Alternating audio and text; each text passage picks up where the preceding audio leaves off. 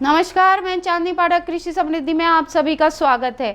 आइए नजर डालते हैं आज के मुख्य खबरों पर। केलवत थाना क्षेत्र के नांदा गोमुख के जंगल में अवैध महुआ शराब बनाने का कारोबार खूब फल फूल रहा है।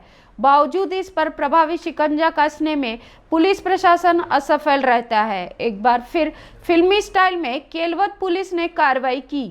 गौरतलब है कि सब कुछ मिला, बस नहीं मिले तो आरोपी। इससे साफ है कि पुलिस का नेटवर्क ठीक से काम नहीं कर रहा है, वरना बड़ी सफलता हाथ लगती। जंगल में पुलिस के दाखिल होने की भनक लगते ही मुख्य आरोपी दिलीप संतोष राजपूत पारधी बेड़ा तिडंगी केलवत निवासी अपने साथियों के साथ फरार हो गया। जंगल में अलग अलग जगह पर भट्टियां जल रही थी। पुलिस ने मौके से महुआ फूल, रसायन, शराब के साथ ही कुल 1,77,000 रुपए का माल बरामद किया। इसके अलावा भट्टियों को ध्वस्त किया गया। उधर दिलीप राजपूत और उसके साथियों के खिलाफ केलवत थाने में मामला दर्ज कर लिया गया। उनकी तलाश जारी है। पुलिस सूत्रों के अनुसार 4 जनवरी को दोपहर करीब 2:30 बजे केलवत पुलिस को जंगल में चल रहे अवैध धंधे की जानकारी मिली थी। पुलिस का एक दस्ता नांदा गोमुख के जंगल में पहुंचा, पर आरोपियों को पहले ही भनक लग गई थी। दिलीप इसी तरह से लंबे समय से जंगल में महुआ शराब बनाकर बेचने का कारोबार कर रहा है। दिलीप सहित 6 फरार आरोपियों की तलाश केलवत पुलिस कर रही है। ब्यूरो रिपोर्ट, कृषि समृद्धि।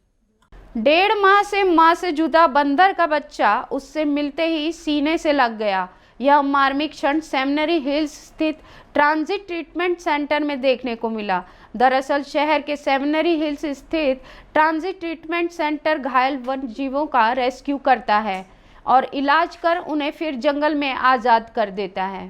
1.5 माह पहले उन्हें जानकारी मिली थी कि नागपुर जिले के खैरी नामक गांव में कुछ दिनों से लाल मुंह वाले बंदरों ने उत्पात मचा रखा है। ऐसे में योजनाबद्ध तरीके से कुछ बंदरों को पिंजरा लगाकर पकड़ा गया था। पिंजरे में एक बंदरिया भी बंद हो गई। उसे एक बच्चा था। पिंजरे में बंद होने के बाद वह बच्चे से जुदा हो गई। पिंजरे में उसकी छटपटाहट को कोई समझ न पाया, लेकिन उसकी बेचैनी खत्म नहीं हो रही थी। इधर माँ से बिछड़ा बच्चा भी परेशान था। हालांकि वह बंदरों की टोली में ही थी। इस बीच बंदरों को पकड़ने के लिए फिर से पिंजरे लगाए गए तो बच्चा खुद ही आकर उसमें बैठ गया। वह नहीं जानता होगा कि लोग उसे पकड़कर कहां ले जाएंगे। बस उसे इतना मालूम था कि ऐसे ही पिंजरे में बंद कर लोग उसकी माँ को भी ले गए थे। माँ से मिलने की बेचैनी में वह अनजाने में ये पिंजरे में कूद गया। ब्यूरो रिपोर्ट, कृषि समृद्धि।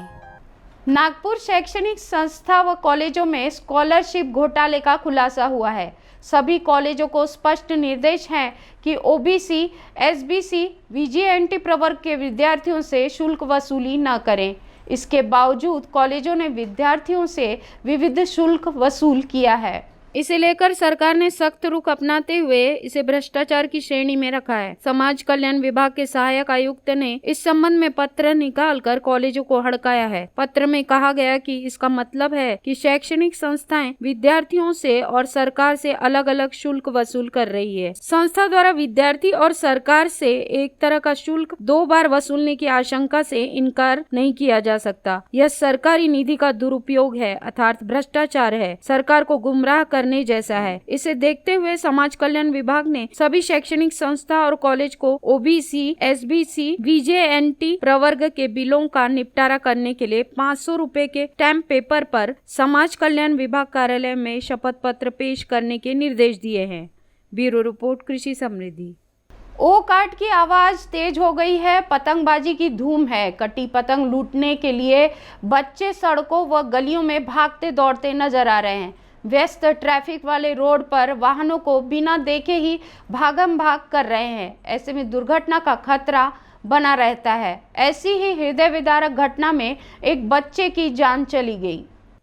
कोराडी क्षेत्र में पतंग पकड़ने के चक्कर में एक 12 वर्षीय बालक की ट्रेन से टक्कर लगने पर मौत हो गई। मृतक का नाम एंटा विनोद सोलंकी है। कटी पतंग के चक्कर में उसके जीवन की डोर हमेशा के लिए कट गई। घटना 5 जनवरी को शिव कृष्ण धाम झोपड़पट्टी के पीछे नागपुर दिल्ली रेलवे पर दोपहर करीब 12:30 बजे हुई। पुलिस सूत्रों के अनुसार शिव कृष्ण धाम के पास वॉक्स कूलर कंपनी के समीप उड़ान पुल के नीचे विनोद सोलंकी का बेटा एंटा सोलंकी मंगलवार को सुबह से कटी पतंग जमा कर रहा था।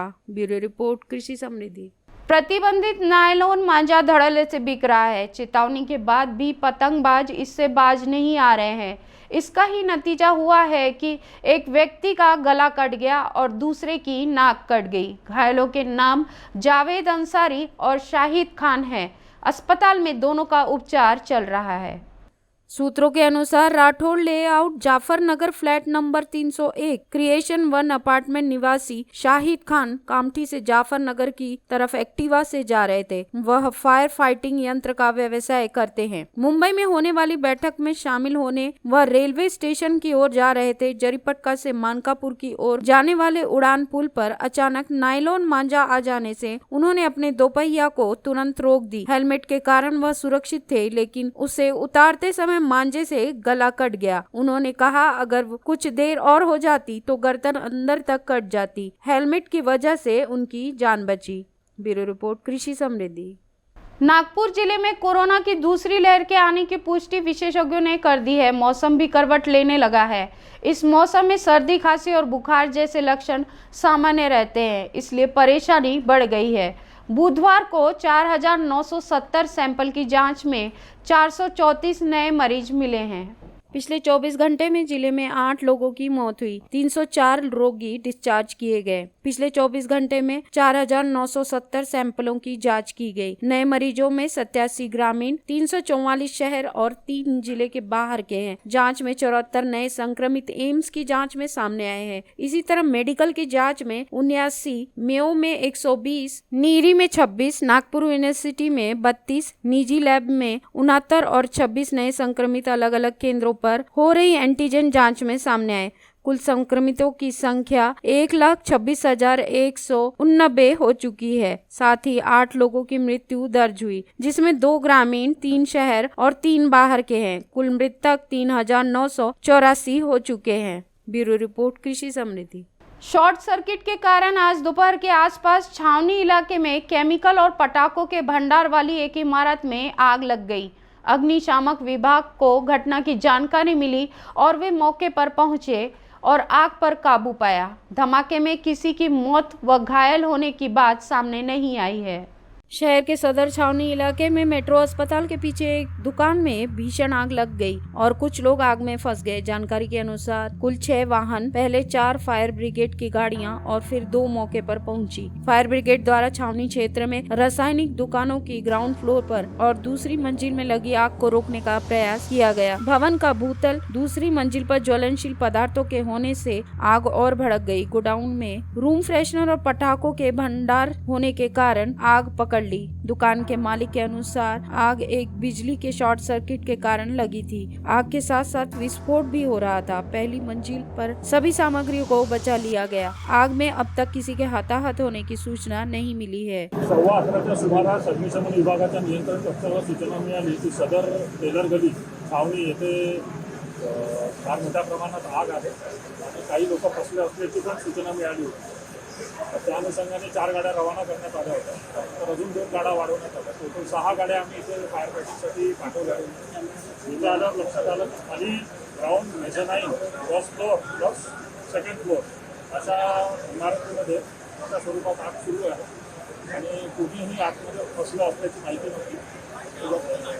कोणी फसलं असल्याची खात्री केली। त्यानंतर फायर फायटिंगला जेव्हा सुरुवात झाली तर लक्षात आलं की तिथे फक्त जे कारमध्ये लागणारं पॉलिश आहे किंवा कार फ्रेशनर आहे असे एरोसोल बेस्ड काही साहित्य विकण्याचं ते दुकान होतं आणि ग्राउंड प्लस मेझनाईनमध्ये तो व्यवसाय होता। तर पूर्णपणे आगीच्या स्थानी आणि त्या स्कोपचा वापर करून तिथे नियंत्रण मिळवण्यात आलं। ही आग वरच्या पहिल्या मजल्यावर न जाता थेट फटाक्याचं साठा असलेल्या दुसऱ्या मजल्यावर गेली आणि दुसऱ्या मजल्यावर सर्व फटाके होते ते फुटायला लागले आणि बाजूच्या बिल्डिंगमध्ये सुद्धा त्या फटाक्यामुळे आगीला सुरुवात झाली होती। तर वेळीच नियंत्रण मिळवलं, त्यामुळे बाजूच्या इमारतीला पण सुरक्षित ठेवता आलं। या बिल्डिंगला लागूनच मागे एक बिल्डिंग आहे, तिथे पण आग पसरू दिलेली नाही आणि जो पहिला मजला आहे तो पण एकदम सुरक्षितरित्या वाचवण्यात आलेला आहे। जे काही नुकसान झालेलं आहे ते ग्राउंड, मेझनाईन आणि सेकंड फ्लोअरवर झालेलं आहे आणि या तिन्ही मजल्यावर ज्वलनशील पदार्थांचा साठा होता। आता प्राथमिक चौकशी केली असता तिथे जे त्यांनी आगीला सुरुवात बघितलेली आहे ती ज्या दुकानाचे मालक आहेत त्यांनी दिलेल्या माहितीप्रमाणे त्यांच्या इलेक्ट्रिक पॅनलमधून आग सुरुवात झाली. त्यांनी नियंत्रण करण्याचा प्रयत्न केला पण ती फार झपाट्याने पसरली आणि आतमध्ये जो काही साठा होता तो सगळ्या एरोसोल बेस्ड ज्वलनशील पदार्थाचा साठा असल्यामुळे ती आग मोठ्या प्रमाणात वाढत. त्यानंतर अग्निशमन विभागाला त्यांनी पाचारण केलं. लोकेश मोहिते, कृषि समृद्धि। जूना कामठी पुलिस स्टेशन अंतर्गत दाल ओली नंबर 2 के एक बंद मकान में 2 अविवाहित सगी बहनें पद्मा नागोराव लवटे व कल्पना नागोराव लवटे मृत अवस्था में पाई गई।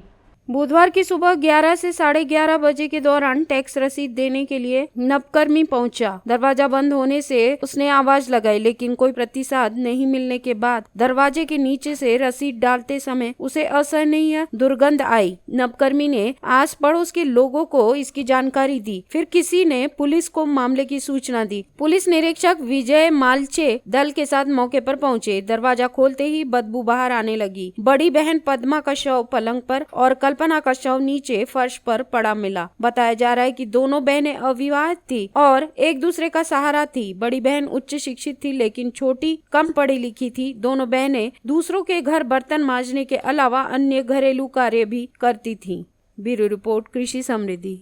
इसी के साथ आज के मुख्य समाचार यहीं समाप्त होते हैं। तब तक के लिए देखते रहिए कृषि समृद्धि। नमस्कार।